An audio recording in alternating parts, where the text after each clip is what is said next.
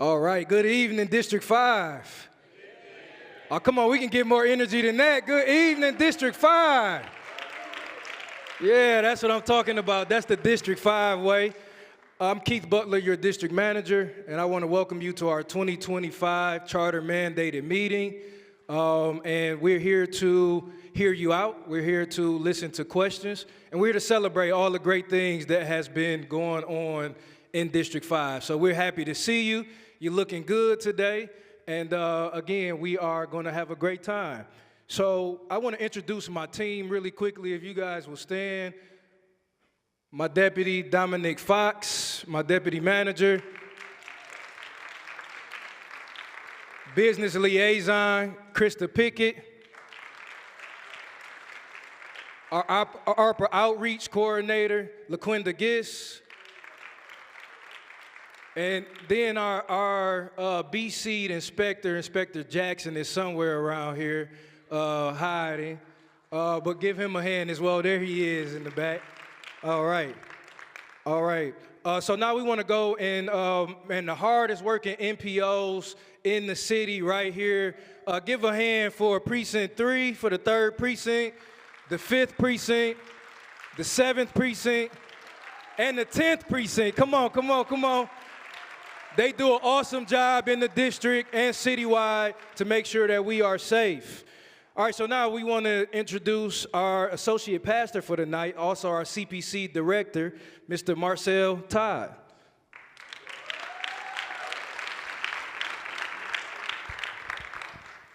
Thank you, Mr. Butler. Good evening, everyone. Good evening. Okay, I'll do it like Sunday. Good evening, everyone. Good evening. Thank you, thank you. Again, to Mr. Mayor, to my fellow city colleagues, to D5 residents, citizens, and guests alike, I'd like to welcome you to Bethel AME Church. This is a historic church. On behalf of our pastor, Ernest J. Nye, who is at our church conference, as well as our officers and members, say thank you for your presence. Thank you for choosing to come here and host this meeting. With that said, let me get to the prayer and then turn things over to the mayor. Let us pray. Kind and gracious Father, we are also thankful to see yet another day, to have the opportunity and the ability to yet go forward and to, Lord God, be what we are, servants. Servants for you, for your will and your way. Servants, Father God, for this great city. We thank you, Father God, for this mayor.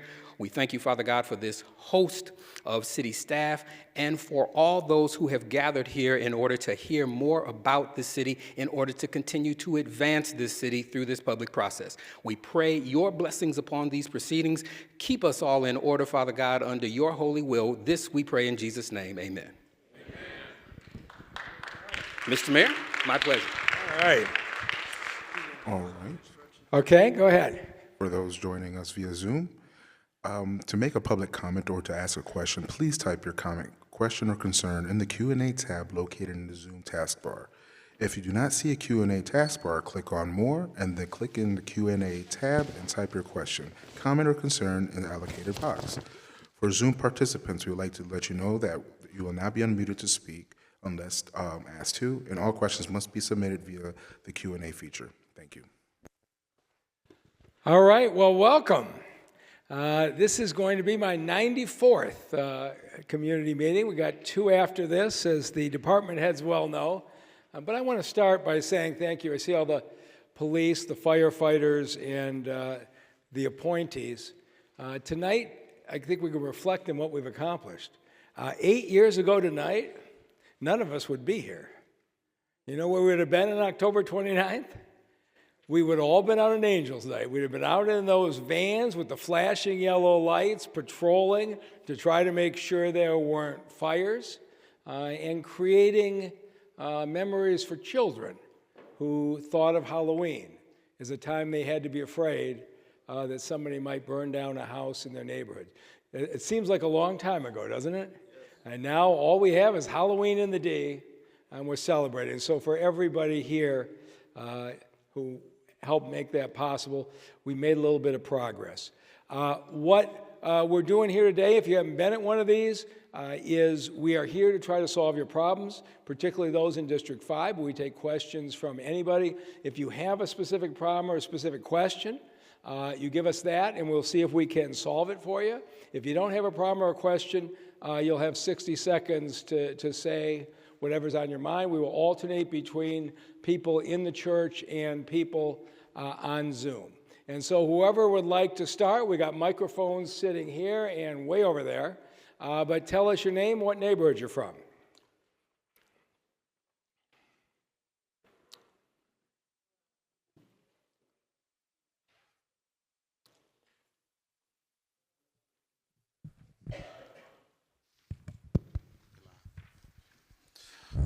Brother Cunningham, 313-444-9114. That's the number was made so you can remember it. That's also my Cash App. You got hats, gloves, bus tickets at the bus stops. I'm out of bus tickets, normally I give them out, so I need some funds for some bus tickets. Also, the paratransit folks are saying that paratransit fare should be free on Election Day as well. Nothing can be perfect. Also, I hope the union ratifies. Okay, let me stop right there. Is there any reason we can't make the paratransit free on Election Day? No, we hadn't thought about it. Okay, but we can just do it, right? Okay, Brother Cunningham, the paratransit is now free on Election Day. Great suggestion. Can I get back to 40 seconds? You go right ahead. You've earned it. Okay. The Honorable Miss Lisa Franklin of Warriors on Wheels, she's on her way. So I'm praying that she gets here. She's totally in a motorized scooter. Okay. I hope the union ratifies this great tentative agreement. Everybody pray. Thank you, Mr. Mayor. Thank you, Mr. Mayor. Thank you, Mr. Mayor. Also, we're short on buses. And so I took a trip with Transit Riders United to Pittsburgh, and they're having major transit problems there, and that's going around all the country because of the federal. Maybe we can get some of those buses these other systems are not using and put a DDOT wrap on it and just use it. I don't know if that's possible to relieve some of the pressures. And we already talked to Mr. Kramer about I have a sponsor for pizza at the next input meeting that we can advertise on social media that we have pizza, and the sponsor is already there. So I don't know if we already said we're going to talk about it, we're going to do it. So I think it might encourage new voices to come. And if you didn't know, the Honorable Mr. Mayor, the Honorable Chief Bettison, when he was the deputy mayor, I was homeless for 10 years, long suffering, and they stepped in. I can get the details, just call me, I'll tell you about it. But without them, and you've done so much for this city, and I don't care if anybody cusses me out for saying, I appreciate you, I thank you, and like I said, Thank you. I can't agree with you 100% of the time, but you the man, and I appreciate you. And so, Denise Starr, our HR director, is Denise here? She's earned the night off, but she did reach an agreement, as Brother Cunningham has broken the news, but we have an agreement with the bus drivers that will raise them to the level of SMART. And really, it was what Governor Whitmer got done in the road package in the last month that got us the money to be able to do this without running a deficit. And so we have reached an agreement. I think they're voting on it. They're voting on it today or tomorrow? They're voting on it tomorrow, but I'm certainly expecting them to approve it. And as far as the new buses, of course, we've had 45 on order. They are now coming in at 3 a week. And Robert Kramer promises me by December, full service will be on the road. So we're going to have long-term security for our bus drivers, and we're going to have a full fleet that's here. But thank you, Brother Cunningham, for all you do. Okay, nobody's on the phone, so go ahead. Tell us your name, what neighborhood you're from. Fair elections equals civil rights. I, Melissa Love, never voted November 2020 or August 2024. The National Voter Registration Act of 1993 states that Jocelyn Benson or Janice Winfrey must maintain clean voter rolls. I will not be silenced and justice will be served. I will not stop or be stopped unless God tell me to. Until then, I will continue to be obedient, stand 10 toes down, be bold as a lioness, and keep exposing this evil, wicked corruption. I will continue to fight for myself, children, disabled, and elderly, and for what's right. Thank you, and have a good one. Thank you. All right, tell us your name, what neighborhood you're from. Larry Donald Verse. I'm from District 7, around Grand River in Wyoming. And, Mr. Mayor, since I'm kind of old, I have to read my stuff. Oh, yes. I saw on Cunningham's Facebook that, well, you've already answered that there was a tentative agreement between the city and the union, ATU. Also, I saw about this meeting on his Facebook page. And, well, I think the DDOT really needs to be clean and on time. And sometimes it seems, Mr. Mayor, that you do not like or appreciate Mr. Cunningham as much as the community. At least that's the impression I get from some. And a final question, no matter how much time I got left, your opinion. Does the city need more renters or more homeowners, even if they have cheaper homes, $100,000 or less? Yeah. Thank you for this opportunity. So the first place, our brother Cunningham and I are the closest of allies, and he's been an enormous influence on the bus service. But what we have been trying to do in this city is build homeownership. And in the last census, we are back above 51% homeownership. And one of the things that I'm proudest of was the down payment assistance plan, where we took some federal money and got banks to put money in and offered $20,000 in down payment assistance for people who had been renters in Detroit for at least a year. We are now approaching 500 people who were renters who are now homeowners in the city of Detroit. And so we're heading the right direction. I think everybody here would agree. I'm perfectly happy to have renters in this city, but I think everybody would agree homeowners tend to provide a more stable neighborhood, a more commitment to the area, and I'm really pleased at the efforts that we've made. Go ahead, tell us your name and what neighborhood you're from. Peggy Kimbrough, North End. I'm concerned about the fire hydrants. I know you guys are focused on the lead. A lot of the fire hydrants are old and they have lead on them. I've been painting the ones that's in my neighborhood because that's a big concern. I know there's a lot of fire hydrants that you have to look at. And my other concern is there is a lot of senior citizens that live in these homes that they look condemned, but they are living there. I don't know if you guys have a program where you go to make sure the seniors are okay. I'm talking about people that's 70, 80, some of them 90, and they can't get around. They can't even get out of their door. The stairs are damaged to where some of them can't even go down their stairs. So that's one of my concerns. And my other concern too is some of the houses that's very old still have the security gates on their homes. If you notice, it's completely, some of them are completely, the windows have the security gate that was in a long time ago. Some people still have those on their windows, all of their windows, even the basement, and on their front door. So if the fire, about fire, they won't be out. So let me ask the next question, either of Dave Bell or the fire department. What do we do if people have security gates over their windows? Are they entitled to do that, or is that a violation of code? So, Mr. Mayor, you have to have, for rental property, you have to have at least one window in every habitable room that have to be able to get out without any special knowledge.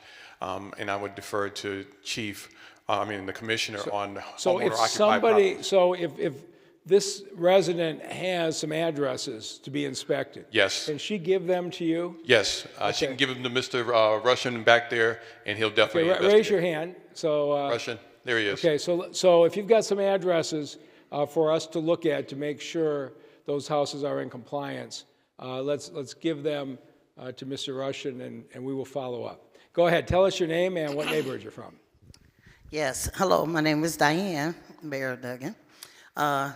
Commend you for the things that you have done for the city of Detroit, and Brother Cunningham, commend you as well for what you do.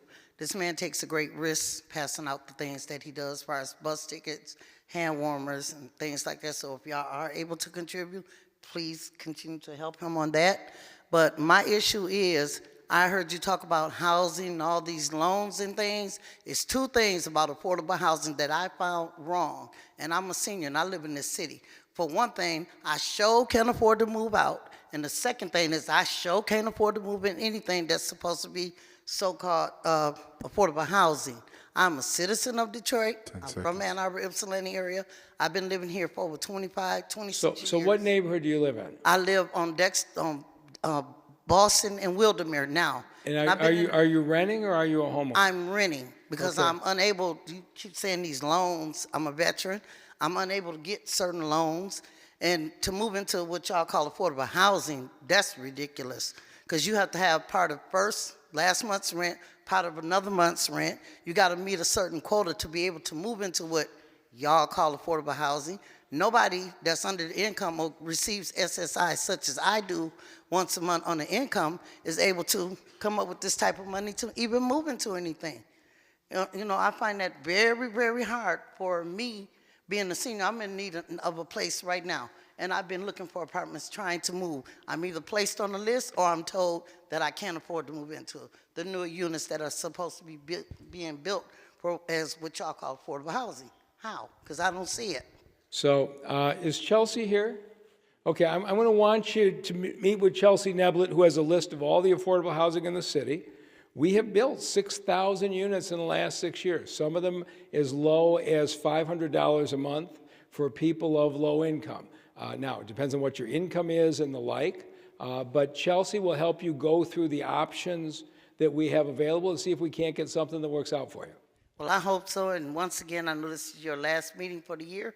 It's been a pleasure, the time that you have been here in Detroit, and I appreciate you at least making an effort to come out and talk to us and see us more, but the next meeting you have, I better get fed. Thank you. Okay, so if Chelsea gets you into a house, just send me a Christmas card. We have a Zoom. All right, go ahead. Tell us your name, what neighborhood you're from. Well, good evening. I'm the Mad Hatter from the North End. And the problems I've been having is you campaigned saying, let's build Detroit's future together.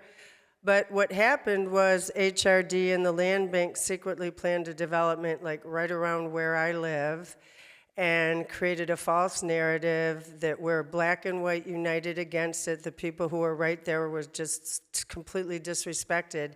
And even the developer at the Board of Zoning Appeals said, well, the reason they oppose this is their underlying racism. Yet my great-great-grandfather fought in the cavalry for the Union soldiers in the Civil War to end slavery.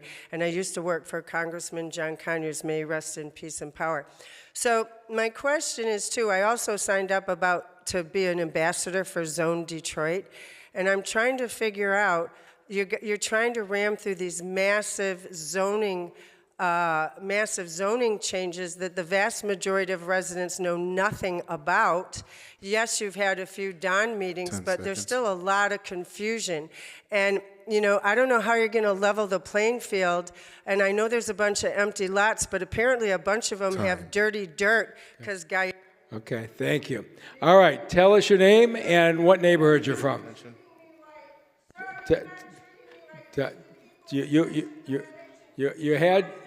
Please tell us your name and what neighborhood you're from. My name is Tracy Hester. I'm from on the west side off of.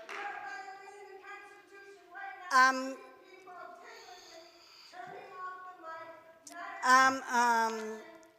concerned about the buses all the bus stops. Yeah. Not only off of Dexter, it's off of Woodward too. On Livernois, you don't have no bus stops over there. So what are you concerned about the bus? All the bus stops that like older people. All the older people who got to stand at the bus stops and wait on the bus. So you want more benches? Yes, more bench than more. And more shelters. Yeah, shelters, yeah. And then let the buses. You need to run the Dexter bus is the worst. Yeah, we have to improve the frequency. Because my husband get off at 11:30 at night. He work at the Wayne County Jail downtown cleaning up. And by the time he get off at 11:30, he supposed to get that 11:45 bus. He don't get home until almost 1. Really? Because the buses pass him up, or it be too crowded, especially on sports 11:30 at night, the buses are too crowded. Okay. Especially when they have them dango games. Okay. Like the football game, the basketball game, Yeah. the hockey games. Yeah. You can hang that one up. Oh, you mean like coming out of downtown? Yeah. Yes, when they come, Right. Dexter coming from Yeah. downtown, they come back up, or then you might have a bus driver just pass people up. Time. So let me start with your first question. I agree with you on the shelters. We have 60 more that are being installed this year. We need a lot more than that, but we're taking the most frequent places and trying to give folks the shelter. And you are right, we got to get more frequency. And as Brother Cunningham talked about before, we now have drivers for every bus. Our problem is we don't have enough working buses. This past week, I think we pulled out 188 buses, which is the most we pulled out in a year. By December, it'll be up to 200, and we need to take a look at the frequency on Dexter. I know I've heard the Dexter complaint before, and that's something we'll take a close look at. Okay, thank you very much. All right, go ahead. Tell us your name and what neighborhood you're from. Betty Lyons, 5. Dan Gilbert, Michigan's richest millionaire, made rich by Duggan's tens of millions in free grants. Why? Romero, who appears to be your protege, Mexican town gets millions in free money. You want to make them whole, give them free appliances, but nothing is done for the black residents. Madison, who has no integrity or justice, protects the Mexicans and threatens my black people that he will hunt them down and lock them up. Well, tell that to those jumpers over in Mexican town. Over $600 million in overpaid property taxes. Duggan and Dana Nessel stole and hid. Where is the proof that the Detroit residents were even notified of this heinous thievery that you did? You're going to be caught up. Satan is waiting for you are just like Satan. You kill, you steal, and you destroy, especially the black people. Okay. Go ahead. Tell us. Oh, we got somebody on the phone? Go ahead. Let's take the question. We have KCC. KCC says, this is Casey Peller, D4 Morris Meringue neighborhood, the policy manager of the Detroit Disability Power. Today I wanted to thank you for free DDOT rides on Election Day for all and for raised wages for DDOT drivers. Regarding the bus shortage, what can you do to maintain midday service into next year? Thank you again. Yep. Everyone vote on before November 4th. Right. So we have 45 buses coming in at this point, 3 a week. So they will be here next year. And with the wages on the drivers, we have a full driver contingency now. I was concerned what was going to happen over time. But assuming the drivers union ratifies the contract tomorrow or Friday, as I expect them to, the DDOT's going to be in good shape for a long time to come. Okay, tell us your name, what neighborhood you're from.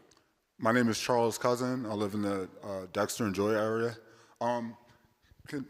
This is going to sound like a joke, but it's real serious. Like, there's about to be a national emergency. Food stamps are about to get cut, and a lot of people, some people are going to starve, you know. I don't have a job because I've been blackballed by the land bank. So, and a couple of weeks ago, I got kicked out of the soup kitchen for breaking up a fight, and I need your help getting back into Pope Francis Center. If you can come meet with me there, I have ideas. I think you guys are doing an excellent job, despite some of the corruption. And I want to speak up for my brother, Todd Bettison. He's been doing an amazing job. So I don't know what that lady was talking about, and that's all I have to say. So you're raising a really good question, and for people who aren't aware, November 1st, if the federal government doesn't act, folks will stop getting their monthly SNAP benefits, which is, for a lot of people, what they're using to buy food. We have a team of about 30 people right now who are prepared to mobilize to bring in huge amounts of food to the food bank system in Detroit. Okay, and so I'm starting with your question about that. The city is going to be prepared if the federal government doesn't fix the SNAP benefits. And is somebody here from, here's Terry Williams. She's in charge of Detroit at Work, And we need to get you down to one of the offices tomorrow. There are probably 4,000 or 5,000 jobs available in the city. Let's see what your interests are and your talents are. Let's see what's open, and let's see if we can't match up. So you've got the head of the program right here, and Terry will follow up with you. Okay? Go ahead. Tell us your name and what neighborhood you're from. Good evening, sir. My name is Ronald Foster, currently living in District 2. I just wanted to say, to whom much is given, much is required. That goes for authorities. More recently, we've had issues openly with our police. I'm very grateful that our chief has stepped up and been transparent and some degree honest. That's necessary to build public trust. Considering I have a 16-year-old son, and these are not new tactics, and you have a prosecutorial background, what are we going to do to prevent these things moving forward? And how did they get missed in the first place as far as constitutional violations and how we interact with our community and citizens? Yeah, I don't know about constitutional violations, but we certainly had an incident where, despite the police training and the police policies, which are very vigorously enforced by Chief Bettison, I think there's serious issues on this case. And I don't know if the chief wants to speak to it, but I think he was, I think, appropriately honest in what he had to say as far as what he saw in that incident. But we won't tolerate it, and Prosecutor Worthy won't tolerate it. If a police officer did the right thing, we have body cams now, and we say they did the right thing. If the police officer didn't do the right thing, the prosecutor will handle it. But I can tell you, we have full documentation of everything they had, and if they did something wrong, the state police are investigating these cases. DPD doesn't investigate themselves, and we'll turn it over to the prosecutor. Okay? Go ahead. Tell us your name, what neighborhood you're from. My name is Jason McGuire. I'm in District 2, Livernois and Puritan area. I'm here because a tree fell in my home probably 2 weeks ago, and my issue is it could have been completely prevented. I called the city probably 20 to 30 times between June to about August. So tell me, where was the tree? It was on the berm between the sidewalk and the street. Really? Okay. Yes. So who did you talk to at the city? Forestry department. Okay. They said I was being put on the list. Time and time I called. No answer. A lot of the times I was calling, I was getting no answer. But a few times I did talk to someone. They said I was being put on the list. Watching a tree crack. It's crack. I know exactly where it's going to fall. I've got 5 children in my home.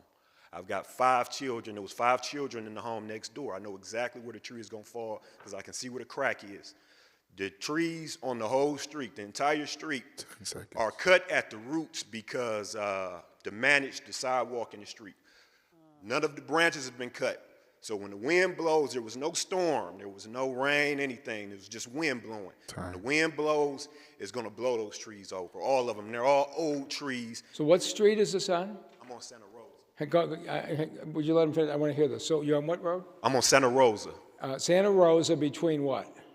Grove and Florence. Okay. How much damage was done to your house? It knocked a little bit of my roof loose, the gutters, the side, and it whacked my neighbor's house pretty good. So, Crystal, are we familiar with this? This is my first time hearing of it tonight, so I'll have someone out tomorrow to survey the trees. So I want to do a couple of things. One is we're going to look at the other trees, but the second thing is Conrad Mallett, our chief attorney, is here.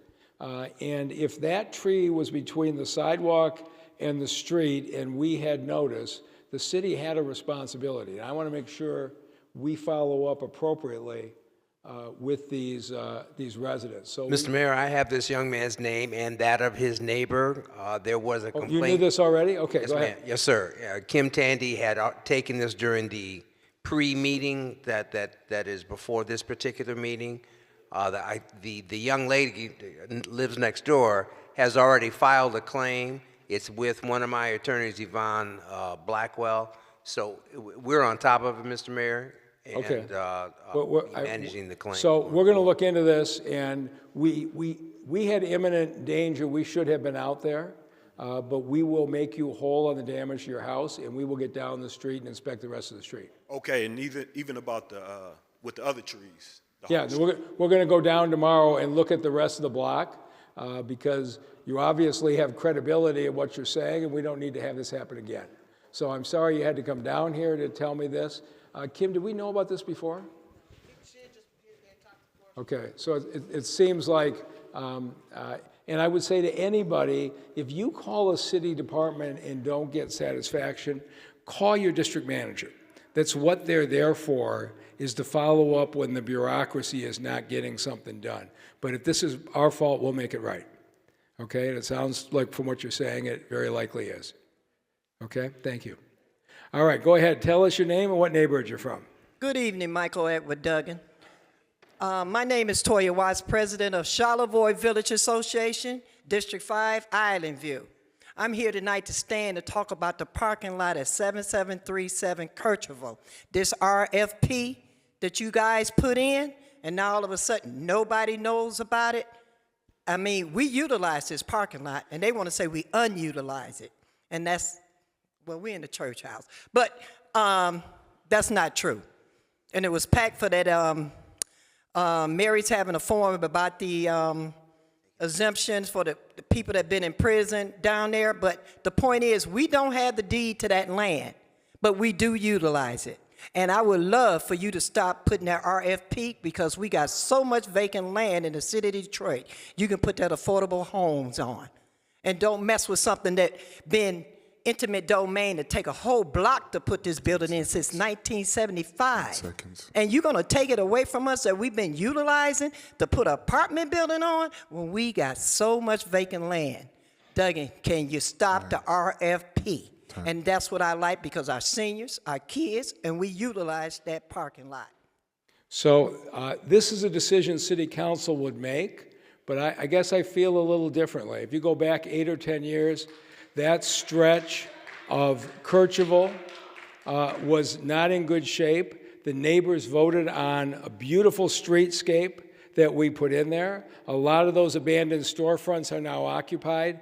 And when the neighbors voted on the planning, when we put in that streetscape, the site you're talking about was intended for affordable housing. It was in the plan from 8 or 10 years ago.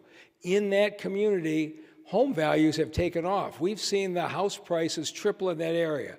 And so we are trying to create affordable housing so people can afford to stay there. We believe that we can take the place where the staff park at the rec center and give them parking to the north and create 90 apartment units that start at $1,000 in that community. Now, City Council and the community are going to have conversations about this, and ultimately City Council will make a decision. But I would say this to you, we don't have tents in this city because we built 6,000 affordable housing units in the last 6 years. But we're going to have to keep building as our property values rise. And if every time we have a site to put in 90 more affordable units where we have control of the land, who wouldn't want to walk next door to the rec center or have the shopping up and down Kercheval? If we're going to object to the sites, we're going to be like a lot of other cities in this country where there aren't affordable housing units and people are pushed into homelessness. And so I do support the 90 affordable units being built there, but ultimately it won't be my decision, it'll be City Council's, and you'll have your opportunity to express that opinion, but this may be something we just don't agree on. Okay, tell us your name and what neighborhood you're from. My name is Carlia Tyler. I'm in District 2. I'm going to piggyback off my neighbor, Jason McGuire. We have been calling down to the city numerous times. We've been getting spent, telling us it's not a priority. The only one has been helping us a long way is Ms. Wesley in the busing office or whatever. I have been down to Erskine Street. I have been down to Forest on Davidson and 96. I have been down to the City County building. I went yesterday for the city meeting, whatever. And I just feel like it's no type of concern. They asking us, the main concern was, is it a city tree? No one asked, did anybody get injured? And that's an issue, that's a problem. We hearing they don't have enough manpower to get the trees cut. I have noticed they have been cutting trees in the vacant lots and fields. He had just came home with his daughter, so it damaged my property significantly. And it's unacceptable. And to have us to say, we'll make a claim with our insurance, we do have insurance. But why should we file a claim on our insurance to make our premium go high? And on top of that, I'm just upset. I don't blame you for being upset. We've taken down 9,000 dead trees in this city, and we try to prioritize them in terms of what kind of condition they are and what danger there is. And for the most part, we've done a good job. It sounds like we did not do a good job in this case, and we need to make that right. And so, how much damage was done to your home? A lot of damage. Was anybody hurt? Okay. So we're going to follow up on this. And I will say again the same thing, is your district managers are the people. You don't have to go down to Erskine Street. You don't have to fight the bureaucracy. Reach out to your district managers if you're running into trouble with the city. Let them fight the bureaucracy for you. But in your case, we're going to be out. We're going to check the rest of the neighborhood, and we will make it right. So I'm sorry that we did not get there in time. The risk should have been assessed. It sounds like better than it was. This is the first time I'm hearing it, but it sounds like we should have assessed the risk better. We should have been out there sooner, but we will make it right. You're what? Is the tree dead? Okay. It's between the sidewalk and the street.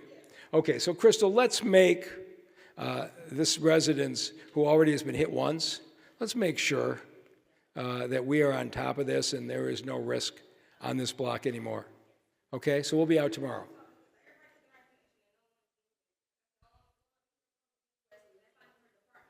What's that? Yeah.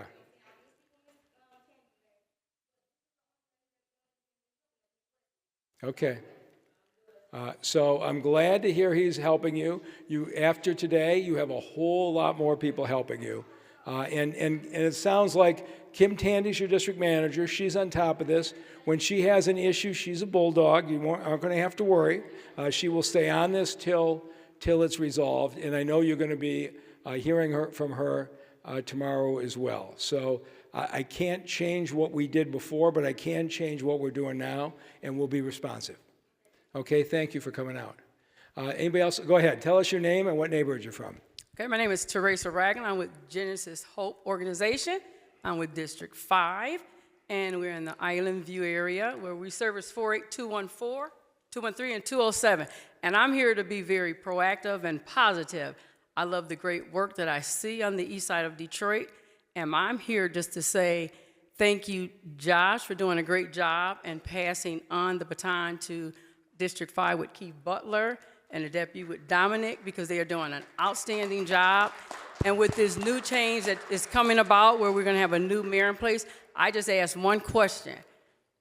We want to keep Keith Butler because he's doing a great job. Okay. Dominic, I want to keep change, keep it positive, because when I walk the streets with the blight, all the beautiful things that's going on in our community, keep it going, keep it positive. Just the residents love it. So I just want to just keep that going on. So that's why I'm up here to say, keep things positively in the right direction, okay? So that's why I'm up here to say that. Well, a week from tonight, you'll know who the new mayor is, and I think you should contact my successor and tell him what a great job Keith Butler is doing. I definitely will. All right? Okay. All right, go ahead. Tell us your name and what neighborhood you're from. Good evening, Mayor. My name is Sivan Smith. I'm from District 5 from La Rosa Block Club. And she said everything I was about to say. Really? And we love our district manager. We love the Dime program. We love Josh. We love Keith. We love Dominic. We love them. This is my friend here.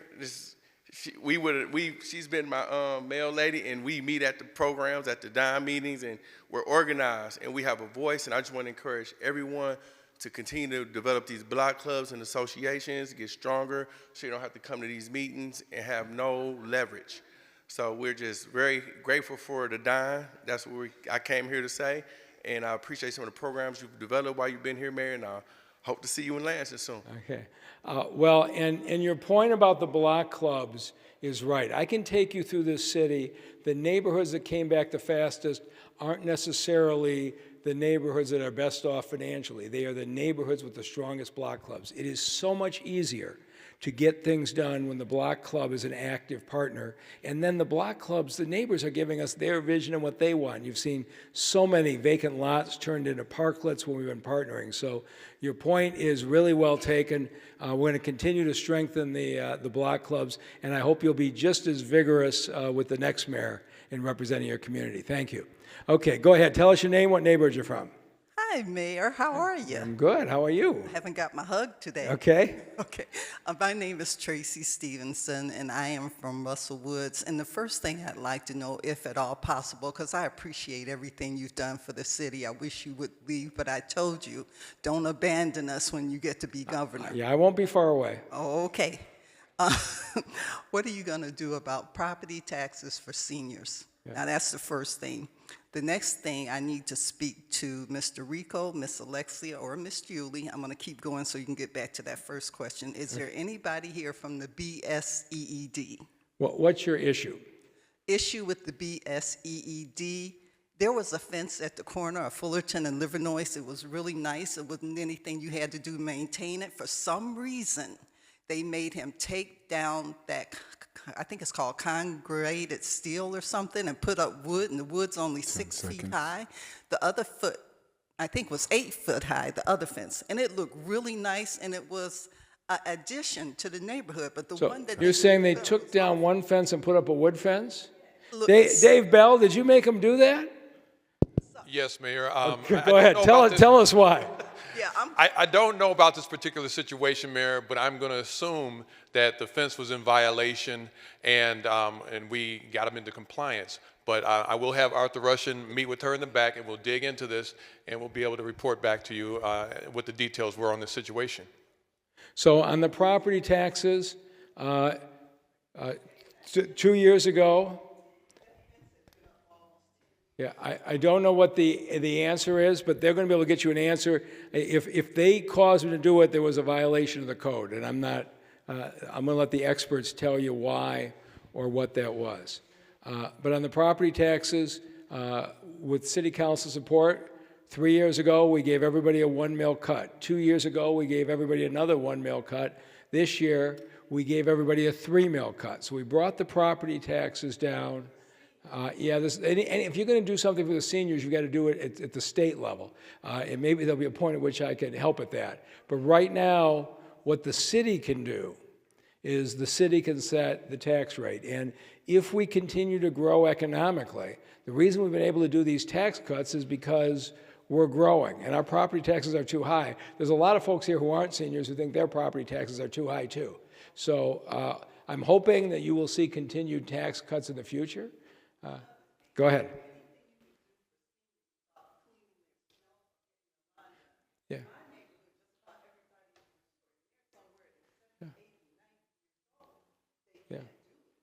Yeah, you know, Fred Durhall for the last few winters has coordinated something with volunteers to shovel the snow off of senior sidewalks. We should make sure that that's well publicized. But we've had a lot of people volunteer to shovel senior sidewalks in the winter. But we will make sure we publicize that.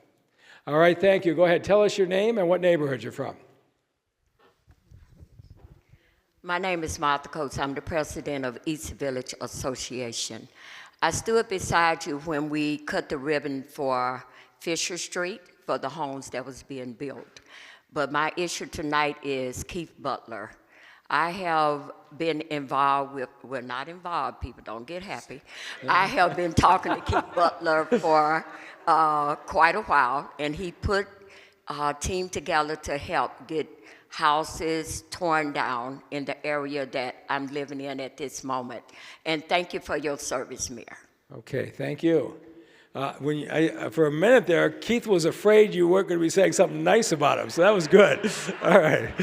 Go ahead. Tell us your name and what neighborhood you're from. How you doing? My name is Lynn Wiggins. I live in the Marina. And I just had two-part question. First, a statement. You mentioned your administration has made a concerted effort to increase the number of homeowners in the city of Detroit, that for which we humbly thank you. 54% ownership with $2.8 billion in housing value growth for black homeowners from 2014 to 2022 is definitely something we should all be proud of. 12 years ago, you ran on the platform of every neighborhood has a future. So I just was wondering, how does the current Build More Housing proposal help define your legacy as someone who increased? What's the Build More Housing proposal? I believe it's a zoning ordinance. Oh, the zoning thing that came through the Planning Commission? Yes. And so it does basically two things.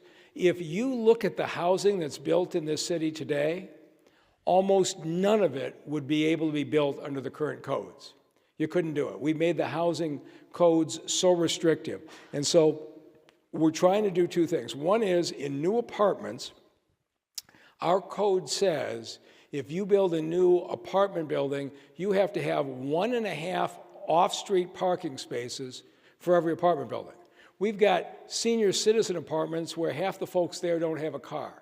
And we are making them build unnecessary parking, which means the building's smaller, the number of units are fewer, and we want to make that easier. The second thing is, in the areas that are zoned R2, you have historically been able to build townhouses, or lots of places you have the triplexes or the quads that you've seen on these buildings. That was allowed for much of the last century, but we put in so many restrictions that it's very difficult to build. And so what we want to do in those R2 areas is let you on those vacant lots build 2 or 3 or 4 quads or townhouses on that lot. That's the two biggest things that they're doing. But City Council, the City Planning Commission, has worked on this for about 7 or 8 years. In fact, I could is Marcel Todd still here? Okay, I'm going to have the associate minister of this church, who doubles as the head of the City Planning Commission, and who has shepherded this ordinance through for how many years? Since 2019. Go ahead. So I'm going to it's great that you asked him. So we'll let Pastor Todd tell us, after 7 years, what you're doing on this ordinance. Thank you, Mr. Mayor. Very quickly, wearing both hats, or maybe taking the other one off for the moment. As Mr. Mayor indicated, we've been working on something called Zone Detroit, and that's the effort to completely refresh and revise our zoning ordinance to get rid of many of these barriers that not only affect the development of housing, but development in general, in order to update our code so that things are easier for everyone in order to be able to develop, to start a business, et cetera. With respect to the Build More Housing, or Housing and Parking Ordinance, as it is often referred to, what we are simply trying to do is take an interim step. We plan to do more beyond this, again, under Zone Detroit to make it easier, but to take an interim step where we have a historic pattern in those R2 neighborhoods that exist today with both single and two-family homes, duplexes or two-family flats, and also, again, the tris as well as the quads, in order to be able to add density, to make more opportunities in those districts, which is basically the core of the city, the older core of the city, comprising much of districts 4, 5, and 6, and then some areas in 7, 2, 1, and 3, much smaller areas of R2, but to create greater opportunity for development. Again, not just developers. When we change these regulations, they're changed for everyone. As this matter came through the Planning Commission, Commission was also concerned about equity and asked the administration to look at other opportunities, asked the Land Bank to look at other opportunities. So another success request that came was for the Land Bank to remove those restrictions, those deed restrictions on certain side lots that require individuals who have purchased those properties to come back to the Land Bank to get approval before they could develop anything, or to also be able to sell. The Land Bank Board, as we understand it last week, did agree to make that change. So we're trying to make it easier for everyone to build more housing in order to address the housing crisis that the city is seeing, that really the nation is seeing, not being able to build fast enough. Shall I go on, Mr. Mayor? So the Planning Commission had a series of hearings. You can tell that the Director Todd is proud of the work that they put in. It's going to City Council in the next 3 or 4 weeks, and they'll have hearings. So I'd say you should get informed, go out, express your opinion, but in simple terms, we're trying to get back to what you could build. If you're in a historic neighborhood where they could build duplexes or quads in the last century, it's architecturally consistent. We want you to be able to build again to get more housing in this city. I have one last question. Go ahead. You take all you want. Would you or council, do you think it would be considered a measure to scale down to actually do a pilot project, which incorporates about 3,700 R2 parcels needed to meet, as you define, market demand with a sunset clause? Again, certainly that approach could be taken, but what we set out to do, again, over these last few months in particular, to begin to implement some of the things that our consultant team came up with, was what we believe was a smaller scale interim measure. The vast majority of the city, the vast majority of the residential portion of the city is zoned R1, single-family residential, which is even far more restrictive than the R2. That will be the thrust of that will be the focus of our efforts going forward in the future. We saw this, in a sense, as a pilot, working with a portion of the city and its zoning that, again, has a historical pattern that we would just be building upon. Okay, so, but come to the meetings and express your opinion. You've got a perspective that's an interesting perspective. Let me just tell you what I am concerned about, because I really been obsessed with building housing, but we have not seen the kind of tent cities that almost every other city has seen, because 2,000 times a year, vacant land bank houses have been bought and people have fixed them up. We've now got 15,000 what were vacant land bank houses that have been fixed up. That absorbed 15,000 families. We're down to our last 1,000 land bank houses, which means 2 years from now, 3 years from now, 4 years from now, we could start to see the same housing pressures you've seen in other parts of the country with people sleeping on the streets. We have got to keep building housing. And when you don't have the vacant land bank houses anymore, all I wanted to do was go back to the neighborhoods, not the single-family home neighborhoods, but the neighborhoods that in the last century you were building quads on, architecturally consistent. Let's let people build on them again like you used to. That's what we think we should do, but this is an opportunity. If you think we should do it a different way, come to council and express your opinion. Does that make sense? Hey, thank you very much for your thoughts. Okay, tell us your name and what neighborhood you're from. Ernestine Howard, and I'm representing my church that's located at 7,000 East Canfield. Through your resources tonight, I was able to meet with Mr. Banks, who introduced me to Mr. Butler and Mr. Fox, that say that they can address an issue that my church has been dealing with for the last 2 years.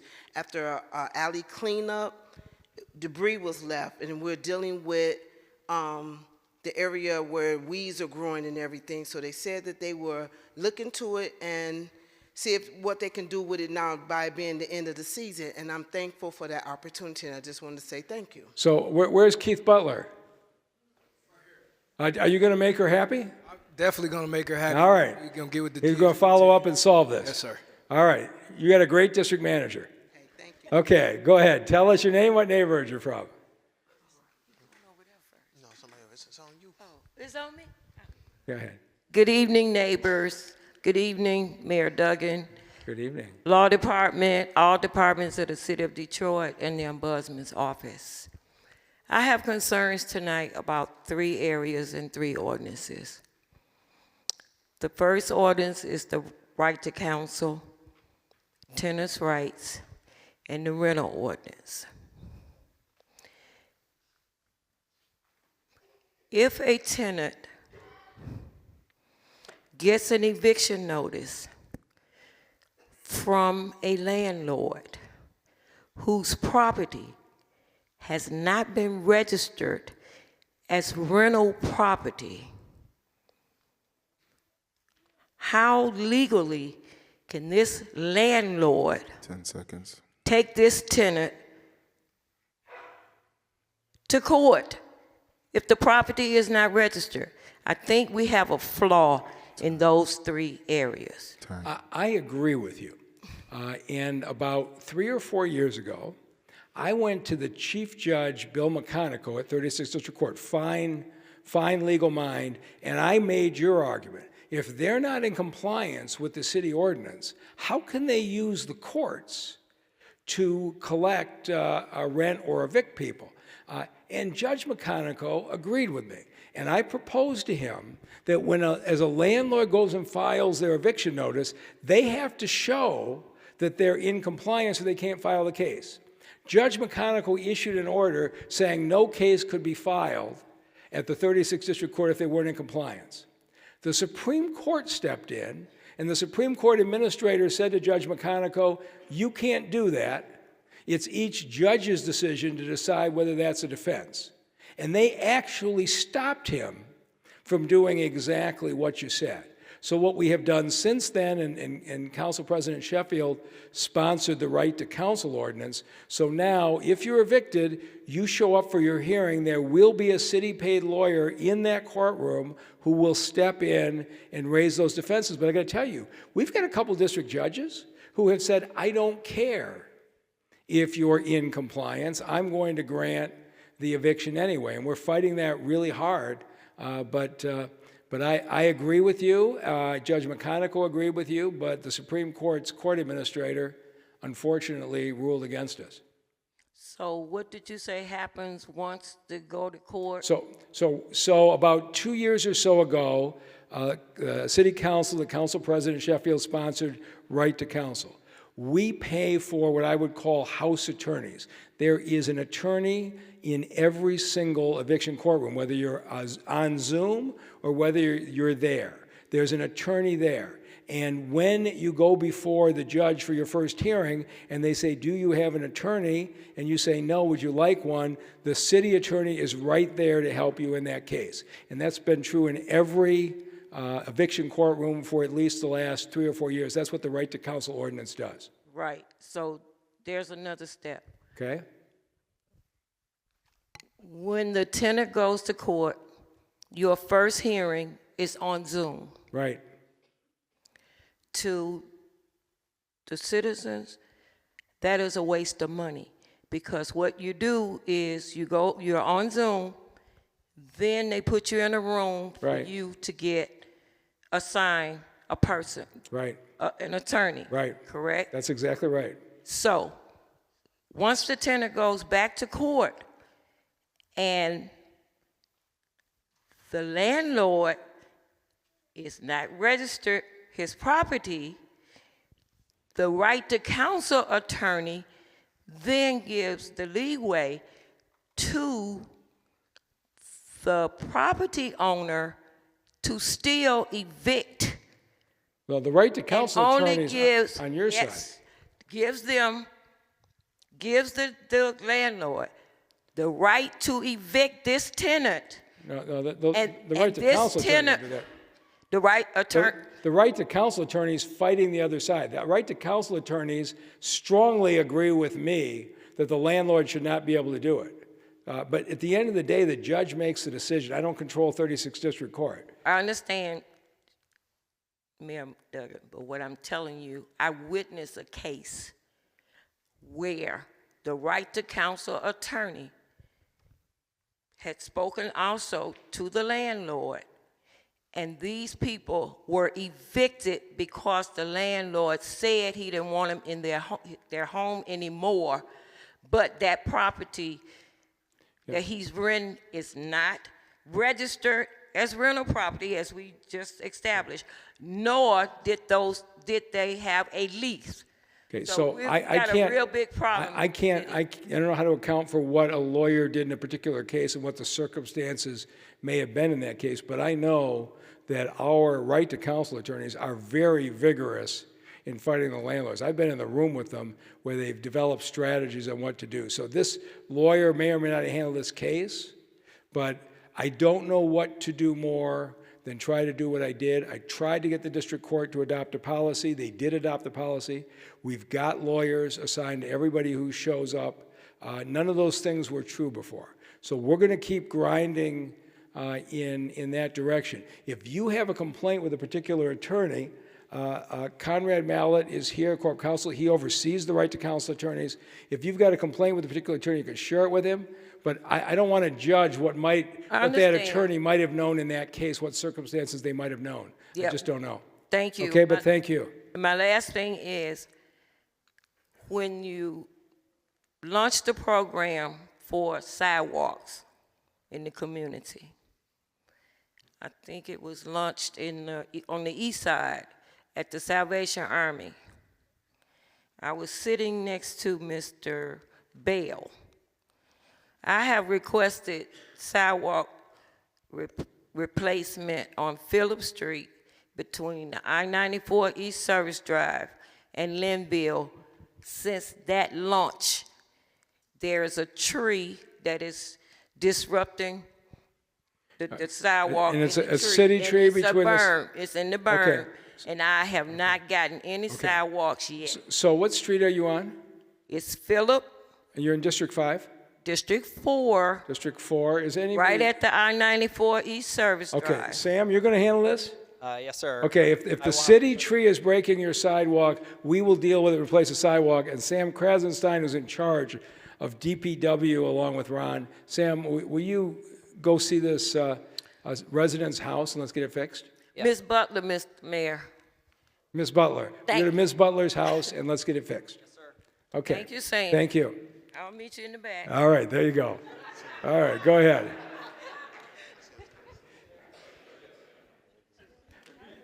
All right. Go ahead. Tell us your name and what neighborhood you're from. That's Brenda Butler, District number 4, who asked you all those wonderful questions. Yeah, it was very insightful. Right. Beverly Kendall Walker from West Village Association. And I want to thank whomever, after 6 years, corrected the signage at westbound East Lafayette at Mount Elliott. Okay. It's a crunch there, and I've been telling people forever, y'all changed part of it, but finally they made it a no left turn so that you have to take a Michigan U to go south on Mount Elliott. Sam, did you do that? Whoever done it. Okay, probably. It was probably Sam. It's okay. They're happy with you about something. But my most go ahead. favorite reason while I'm here is because of the Coleman A. Young International Airport.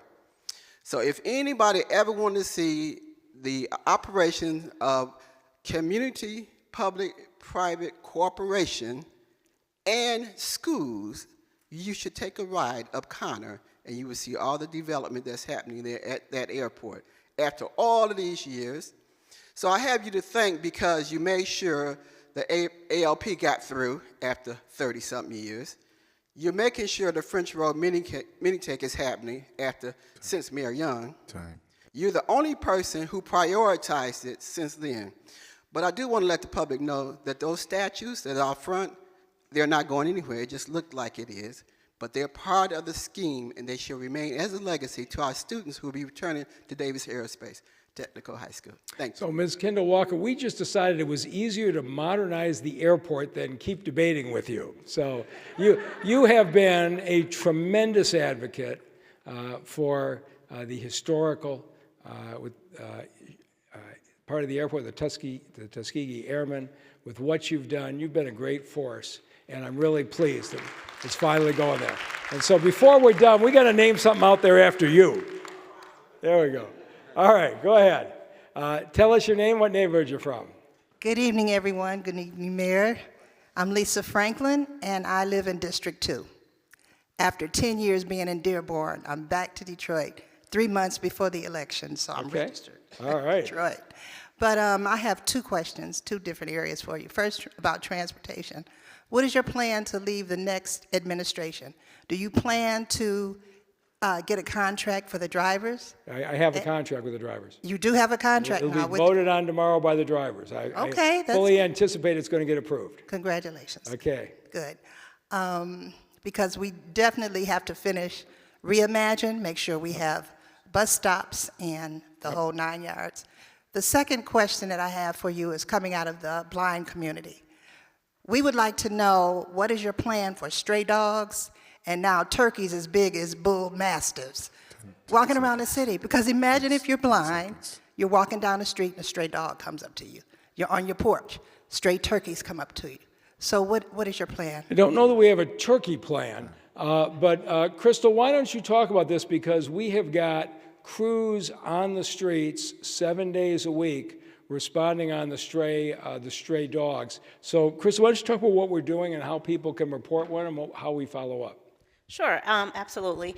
We have, like the mayor said, crews out 7 days a week from 7 a.m. to 7 p.m.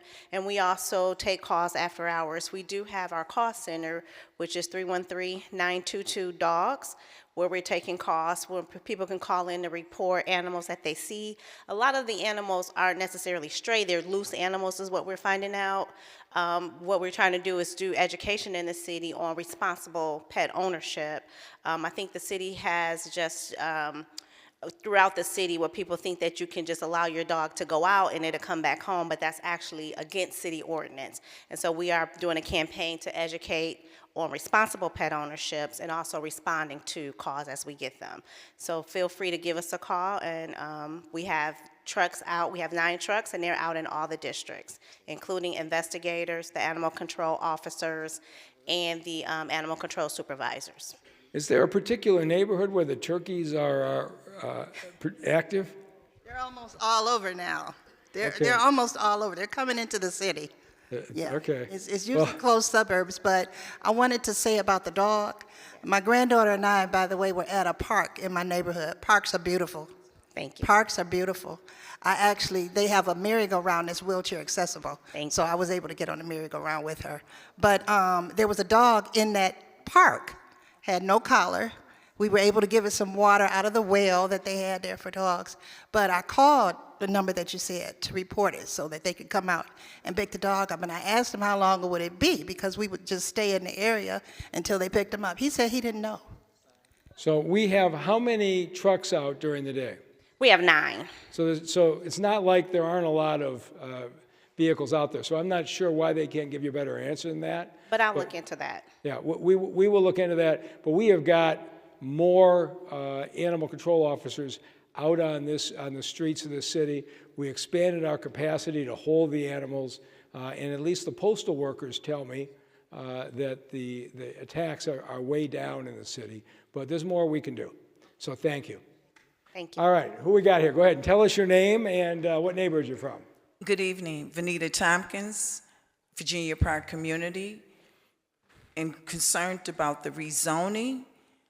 Is there any consideration for green space for the protection of land of homeowners as you build or rezone quads or condominiums or large properties next to single homes?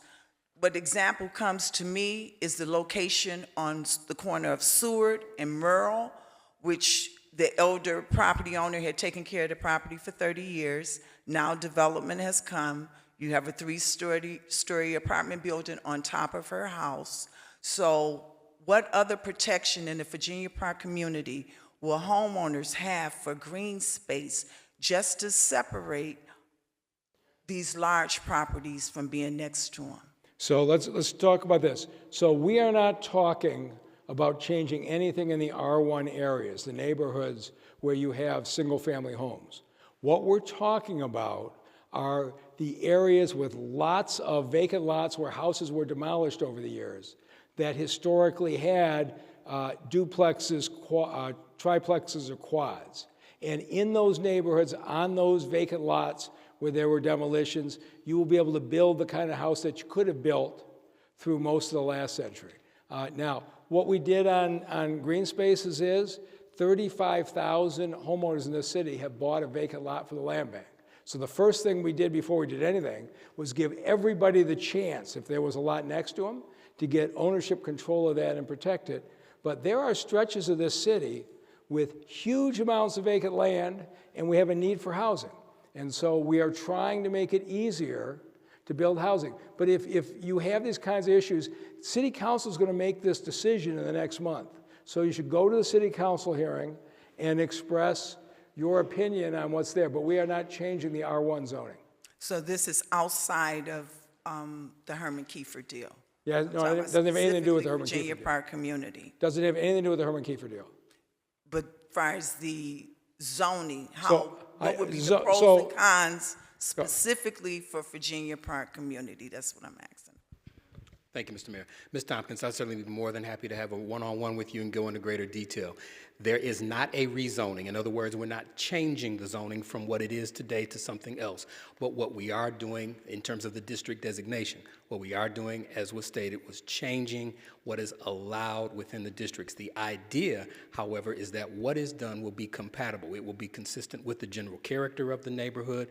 The area where you're talking about, again, is one of those historic neighborhoods. It's historic adjacent.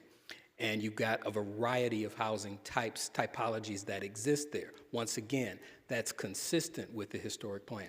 So what I think that you will find is that as this ordinance moves forward and there's opportunity for the proposed development to take place, we will look very closely at trying to maintain character. The height restriction will remain the same. I'm certainly more than happy to look at the specific development that you spoke of that is overshadowing another one and to look to see what is different about that. But again, the way that this is being approached, we're trying to stay within the general character of the existing R2.